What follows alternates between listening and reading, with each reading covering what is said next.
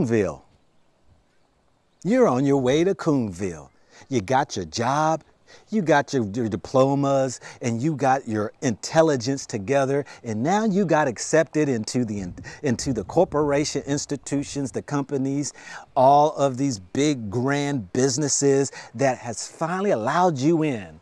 And you're excited as you put on your suit, your dress, your tie, your ensemble, that you are feeling proud about yourself as your family wishes you to go off into the thing we call the world so that you can go take care of you and yours.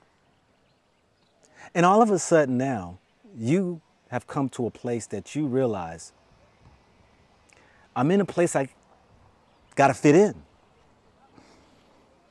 So what do? You turn around and slowly you are transformed into the mindset of how they have placed on you, because when you are there initially and you go through your indoctrination, I mean, you know, they're going to say that, you know, you're going to be going through an on-the-job training, but they are setting the tone when you go through this whole thing of the job that they are going to now bring you up to par of policies and procedures. They're going to share with you those do's and don'ts on the job.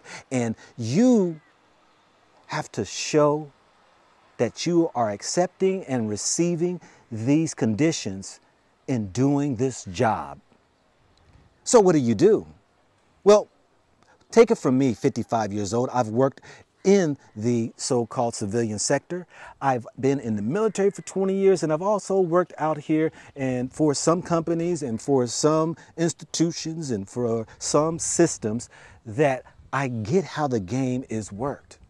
You see, as they reel you in, you are now placed in a position to make choices. How allegiant are you to what you believe who you are? You will be confronted with it, because remember now, you are now in Coonville. Because, you know, when you talk the way you talk around your folks and you talk and behave how you behave around the people in your surrounding, in your environment, that turns off when you get around others, don't it? You know, I mean, you begin to put on the vernaculars, you begin to put your sentence structures and your tone of voice and your high pitch that you will go ahead and tend to want to fit in and sound like, because for men the deep voice is threatening and the afro is too threatening and the sister's hair natural is too threatening and, you know, her vocalness is too threatening, so you cower down and you silence and become translucent,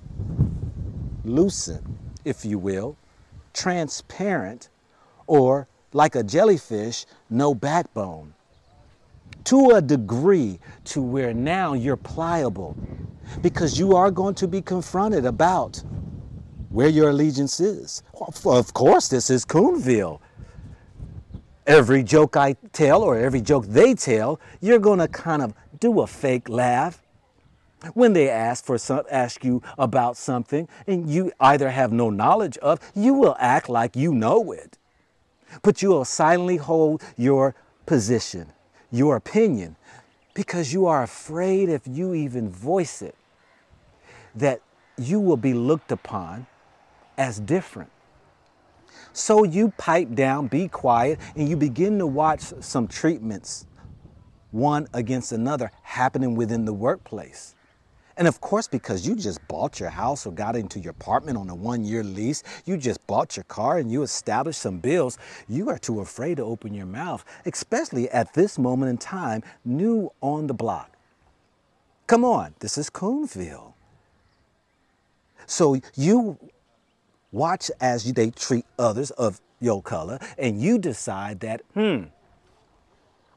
what did they do to get fired? Now, you've actually projected in your mindset that brother or sister who they let go had to do something wrong. You fathom in your mind that it was their fault instead of really trying to dig and see what's really going on here. Because as you're getting invited to the, office parties and, you get that one-on-one with the boss and maybe go ahead and have a drink of wine or beer at the bar, so that, they can get in your head, see where you stand, where your allegiance truly is, you're getting welcomed into Coonville. You see, as time goes on, because now you're becoming dependent upon the system, and that, you have already laid down your own moral values, because as people are questioning you about these different political topics, they're sizing you up. And you're amen in everything. You shake your head to things that you disagree with. You say yes to things you should be saying no to. But you continue this pattern that when they bring you in and they put you on this little pedestal temporarily, as giving you a pat on the back for the good job that you're doing, you feel you're welcome into the family. Because, of course, this is Coonville. So now you walk around with your chest poked out. Your pride is high because now you're a likable type of person. Matter of fact, they will even tell you that you are not like the rest of them. You tend to be something different and special. Well, we already know the conquer and divide, or the divide and conquer, where you feel special to where now it is posed upon you that you are just like them, that you begin to believe it. And as you begin to ridicule those, as you drive in the neighborhoods or down the cities and look down upon people who maybe, might have less than you, and you have arrived at making your 6 digits, and you feel as though that, you have achieved all, and, you're being brought up the ladder by promotions, and you begin to point out your own faults in order to try to prove that you are not trying to show favoritism to the ones that are in charge, so that you can show that you're part of the team. I mean, this is Coonville, right? So we know this is what happens, right? Because, you can't let this plantation go, because you would lose everything, your house and your car and your lifestyle. For goodness sakes, you would have to lose everything. You're speaking with eloquence, and you're speaking, with that intelligence, and you begin to show and prove about what the doctorate that you have achieved, and all of these different achievements of life that you have done. You're the one that now they all like and kind of give a hand clap to. And you got sucked in because this is Coonville. And there's no way you can survive unless you are a team player that a man's head shakes, as we call yes man, and you continue to go down this road where you now is Mr. Coon. Now, y'all know what the definition of coon is. If you haven't, raccoon, but this was a derogatory word that was put upon a people of color back in the day, and it called jacoons. And, no different than being called a nigger, but, we in the community realized that, there were those ones who were labeled such a name because of their behaviors and how they have changed and been transformed into a total different person, where they look down on their own people. Now, I'm not talking about sellout, because a coon doesn't sell out his own people. Those are a total different group. No different than step and fetch. Step and fetch is one, when the boss gives you an assignment and you just go fetch it, and you step in, and you think that you are the chosen one on the job. And yes, coons can do this operation too. Now, I'm not trying to come hard down on you, because you know what? Even I played that game of being a coon. As hard it is for me to admit that I got caught into a system, that I was willing to change who I was, didn't even know I did.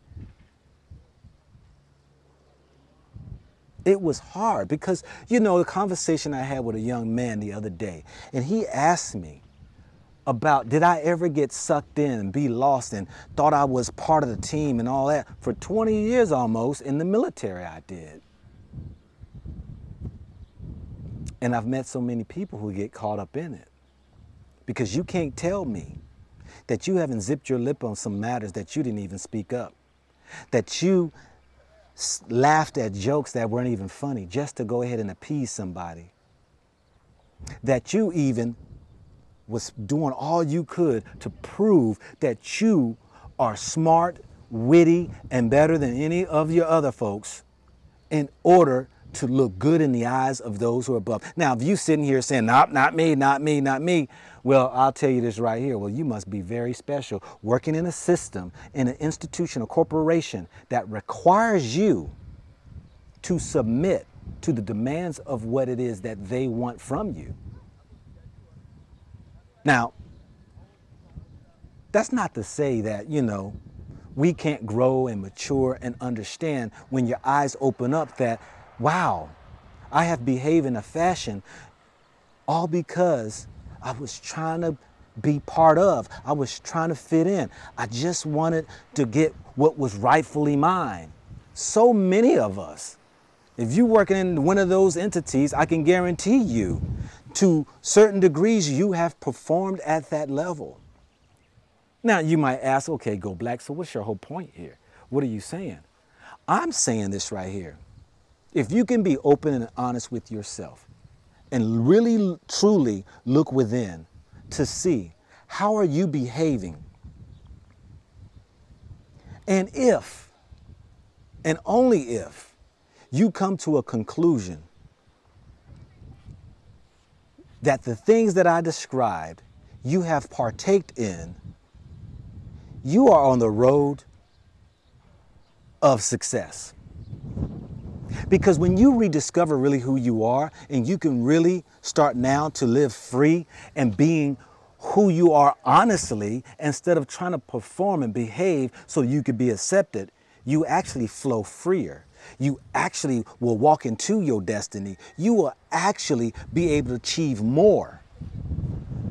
Now, I'm not saying that one has to go into a workplace and act a fool and reject anything that is done and try to stand up and act as though that you hate everybody. No, not at all. I'm not saying that at all. What I'm saying is that there are many people who are ruining the opportunities for people to move forward, especially in America, that will stand up and say that there is no racism in America. I call it tracism now because it's hard to trace.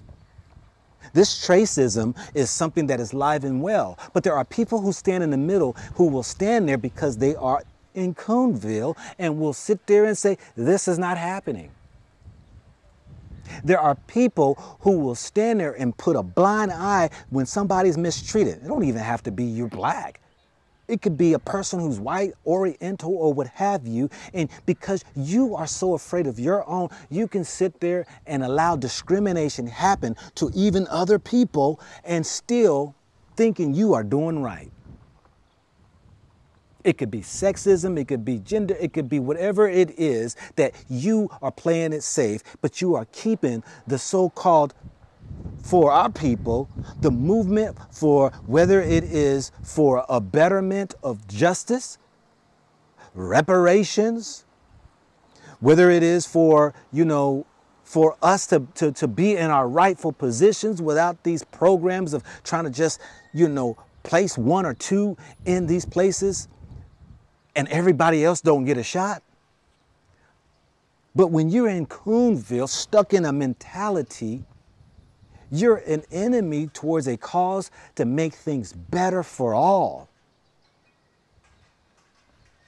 You know, it's like back in the days when it was in the, you know, the 30s, 40s, 50s, 60s, when, you know, blacks could only go to black side of restaurants and stuff, and then they open it up and let blacks go to behind the restaurants and these gas stations, whatever, had the place blacks only, whatever. But can you imagine all the white folks who had businesses who weren't prejudiced and had businesses that they could have made a whole lot more money if there wasn't racism? Do you see how this has an effect on everybody when people will stand on the sidelines and say nothing and just shake their head and let the so-called troubles go by and nothing will ever change? So the next time that you think that you have achieved, when you go in with your tie and your dress and your suit on, and you go into that business room, check yourself as you're welcome into the meeting of Coonville and see really, are you being received for who you are, or are you being received because you complied and transformed and became just like the rest? This is your man, not your boy. Go black to Africa. Think about it, think about it, think about it, think about it, think about it, think about it.